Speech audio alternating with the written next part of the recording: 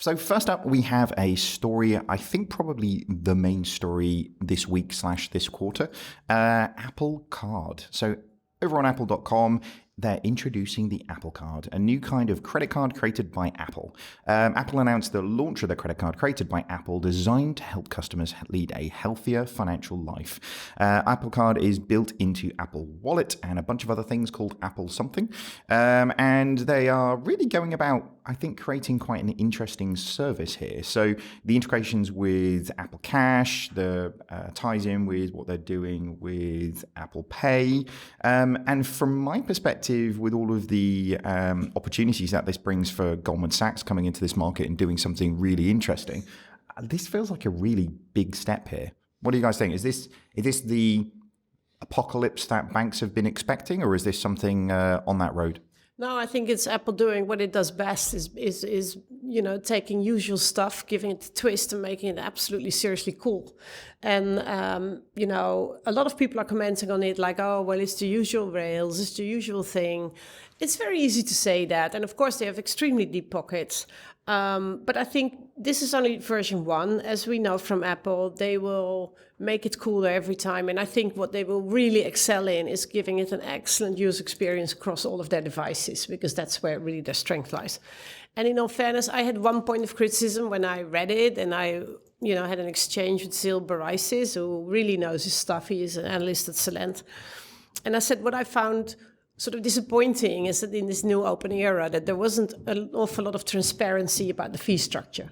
And they say, oh, well, it goes up and down, it depends on your behavior, which to me sounds very old bank. And then just to say there are no fees, that means to me I've got to pay in another way. So either you're selling my data or using my data, which they say they're not, maybe not on a one-to-one basis. And the fee structure around, look, how high is this, the percentage? That is the classic obtrusive American sort of payment structure and fee structure, that's the only thing I did not like. Just one more point, though, what I really thought, they might not use my data, like what did Conny buy in that shop and what can we offer her next. But of course, they get a massive amount of metadata that will give them extremely good insights and events. And that made me think of the Disney deal that was recently announced, like an old company going into the new world. And Disney said the prime driver for us is really through watching the viewers' behavior, we can figure out what they really like. And we're no longer going to make movies that suck. We're going to make movies that are all great and are a winner.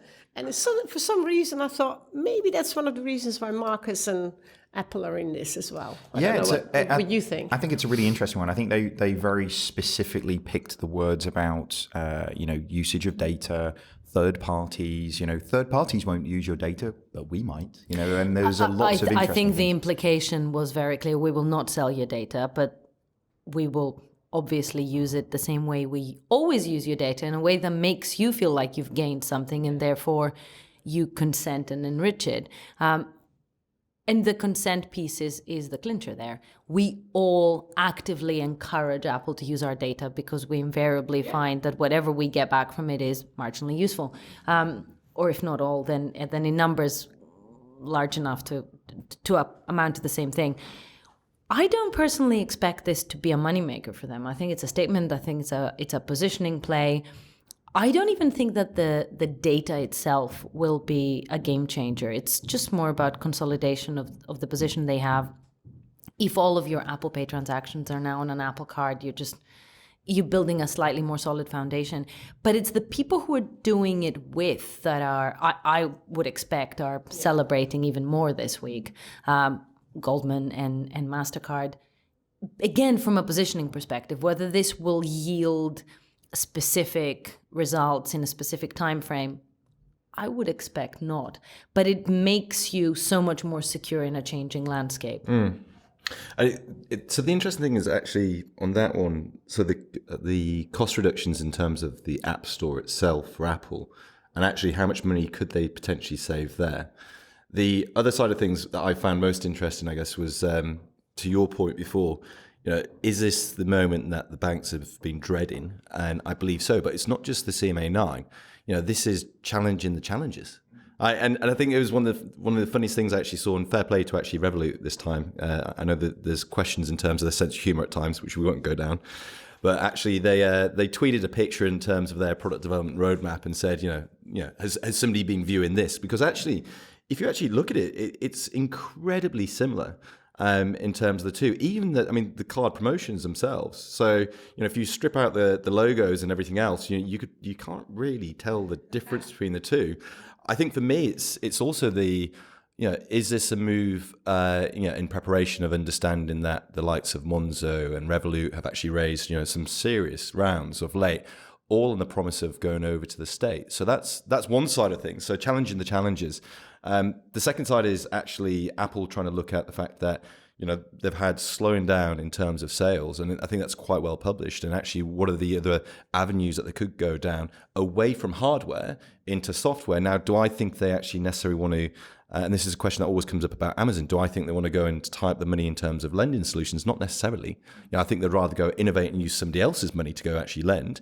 But actually finding other ways that they can get access to that data is really important. The only thing that Conny mentioned, which I did find quite interesting, they've been so vocal in terms of their stance against Google and Facebook.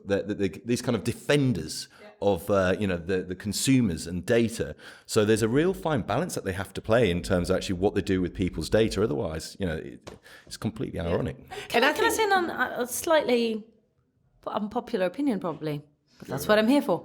This is going to be fun. Go on.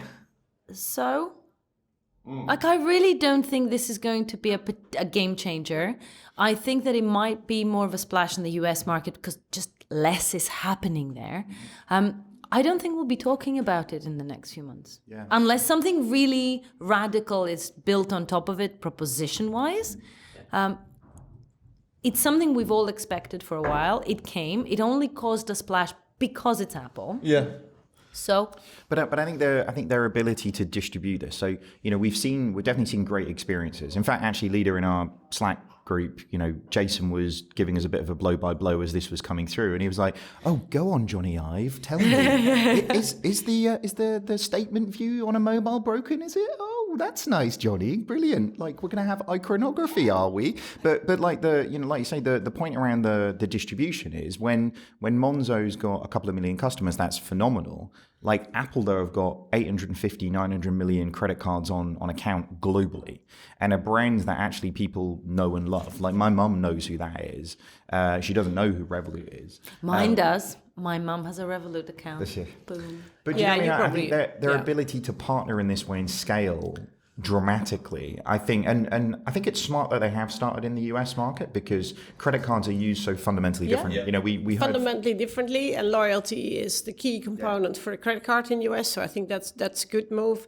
And again, they've really made a point, like they see that even their hardware can become less favorable. So they want to make a move into the solution space. Well, the only real ticket to know whether people like your solutions is to check whether they actually pay for them. Yeah. So I'm quite sure that they said, you know what, let's start at the very end of the pipe and see what people pay for. Because for me, it's not a coincidence that it comes out at the same time as they're doing, their TV, whatever. Yeah. And I think the winner in all this really are, the payment companies. Well, I was going to say, because this hype will just again drive up, the valuations for those type of companies. I mean, we saw nearly 2 weeks ago, I think it was, WorldPay bundled up in a deal and be sold to FIS, the people who bought our former company, and you look at WorldPay and it's like 20 years old and it's worth more than ABN AMRO in the Netherlands. Crazy. And so this will drive up, the hype will drive up probably the deal flow and the deal value. Yeah, I was going to say just a couple of things on your point before. So supposedly we're still led to believe that 45% of the adult population doesn't trust the banks. So there is an obvious point there in terms of whether it's the challenger banks in terms of the Monzos and Starlings, or whether it's other players as in Gaffer to go and step in. The interesting thing, if you actually look at the article, I'm sure as an Apple fan, you'll love this. So 2% cashback on all spending, 3% on Apple products. Yeah. So again, I mean, we've both got our MacBooks out, we've both got our iPhones out, and again, it's it's going to be driving the actual future sales. And when you're spending a couple of grand, like that's actually worth something. It is, and I think that's a sign of how important they see this as making it a success. Because Apple don't give discounts at all. So the fact that they're willing to give you 3% on anything in store, for me, says they're really. But the challenge that the concern that I have on that is, yes, they've got an amazing brand. Yes, people kind of love them like I do. I'm well and truly deep into the ecosystem on this one. But on the basis of that, can their brands be sustained by somebody having £25,000 of credit card debt and being them who entice them to do it through buying shiny aluminium things? And I wonder if there is a real risk here. Are they going to be held accountable? I know they're not necessarily going to be liable because Goldman Sachs are going to have the liability. Exactly. But are they accountable to encouraging debt? Of course they are, but that's the whole basis of American society. Buy more than you can afford. Yeah, and of course that is behind it, and of course they will, hopefully do good things to make sure that people don't do that and they pay back. And I'm not in the least worried that Goldman Sachs is going to give its money away. They will find a way of recouping that. But Conny, right there, and I'm going to pretend I had this thought before you said it, is what's unexciting about this. It's a familiar shape with a shiny logo. It's a familiar set of relationships. There is nothing fresh about it. So it happened. And the reason I guess I'm unexcited is because we know this. It plays into all the behaviors. Exactly. It's the club. It's a religion and you're part of the cult. And then it's cool to have that card. In all fairness, on the total opposite of the extreme, there are certain banks that I would never want to have their credit card in my wallet just because I would think the logo and the whole brand around it is hideous. And they would offer the same. Name them now. They would offer the same services, and I think, not dead would I want to be seen with that card. Well, it's interesting, isn't it? And then it becomes, particularly with the credit cards, exactly. credit it cards. It's a lifestyle thing. Exactly. And credit cards in Europe are very much about features. There's an element of status with a black card or a gold card or whatever, but most people buy a credit card based on the APR. Whereas in the US, it is incredibly status driven. They are and loyalty. Sure, and that's why I think loyalty. The thing that I kind of found is the minimum viable product that they've gone with on this is actually a lot higher bar than usually where Apple entry into stuff. So the fact that they have debt management, the fact that they've got cash back, the fact that they've got transactional capability, there is a lot of things that they've got in this. But I think, to your point, Leda, I think if this was being launched in Europe, then actually we probably would be like, well, welcome to the pack, basically. But isn't that because the benchmark in the UK and Europe now is, especially if you look, say, across the pond where you got N26, it is quite a high benchmark. So you're better off in terms of starting off in terms of, crawl, walk, run, over in the States. I don't want to say it, but get yourself up to speed, get it to a decent threshold, then actually launch it over It's a to massive Europe. Market that has not seen anything particularly exciting. So this will be more of a ripple effect than in Europe. And actually, the Apple Pay as a product has not landed as well. I'm a fan, but it has not landed as well in most geographies. So play where you have some strength and now we have instant direct debit that's faster than Apple Pay and cheaper. So why would people use Apple Pay? Sure. But the credit card space needs some disrupting as well. I mean, just one tiny example that usually upsets me. I've had a Platinum American Express card for as long as I can remember, not for all the perks, but it's got great insurance if you travel a lot. Yes. I'm sure you guys realize that. So I walk through the airport, they want to give me a new card. We now have a card, you get free lounge X, free sex, everything, and it's €300 cheaper. So I said, well, I'll swap it, I'll have it. No, you need to apply for a new card, cancel all the standing orders on your old card. And so then I think what is happening in those companies? Who is devising these ideas? So you onboard a new customer with all the cost for less money, and you upset a loyal existing customers of 20 years. You have to then do away with a number. I said, do you really think that you can explain to me that you cannot just change the number on my car, or, keep the number and change the conditions? No, we cannot do that. So I think a little bit of disruption in this space is a good thing. You sure? Your legacy systems holding Let them it back? happen. Who'd know? All right. Well, we could probably literally talk about this one for a couple of more hours. In fact, this is literally what me and Mr. Jason Bates actually went and did. So we discussed this story over on FinTech Insider on air yesterday. If you want to go check that out, go and have a look at my Twitter. It's my pinned tweet right now. All right. Next up.